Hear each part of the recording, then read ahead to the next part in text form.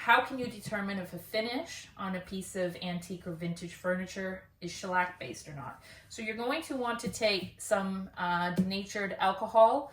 I use 99% ethanol alcohol, and then you're just going to add a little bit of the alcohol to the finish that you suspect is shellac, and you're going to allow it to sit for a few minutes. It will dissolve the finish. It might take a few minutes, but you can see it almost work immediately. It becomes a little gummy, a little tacky. You can start to scratch the finish off with your fingernail, which you can't do when it is hard, as it is a resin.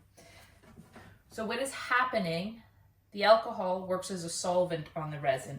So it will liquefy it, but because we can see with our fingernail that it comes off easily, we know it's a shellac.